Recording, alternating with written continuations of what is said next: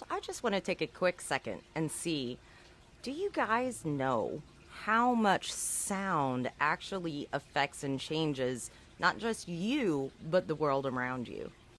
And a cool little tidbit is it has nothing to do with whether you're hearing or deaf. It actually is everything to do with how the sound waves themselves affect our physiology.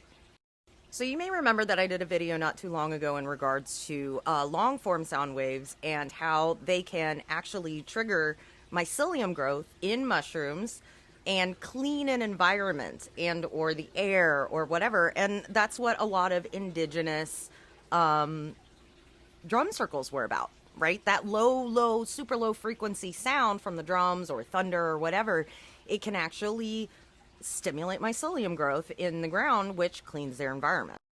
Last interesting fact before I get into the study that I just read about is the reason that outdoor plants do better than indoor plants, and the reason why a lot of people play music for their indoor plants, is because there is a chemical reaction where a specific sound frequency, outside it's from birds, inside it's usually from classical music. There's a frequency that's given off that tells the plant it's time to open the stomata at the bottom of our leaves in order to respirate, because at night they actually breathe oxygen. During the day they breathe carbon dioxide, and so it will stunt their growth if they don't actually have any ability to hear or are exposed to that frequency.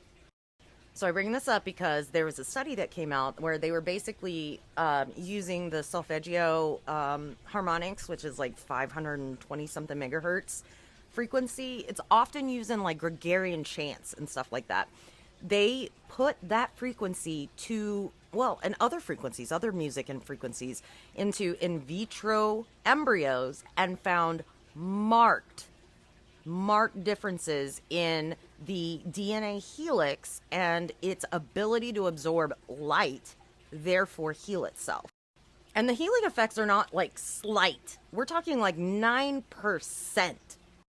And again, I want to impart that this has nothing to do with being hearing or deaf. This is literally a chemical or mechanical reaction on a biological level due to the frequency of that sound specifically. So what does that tell you?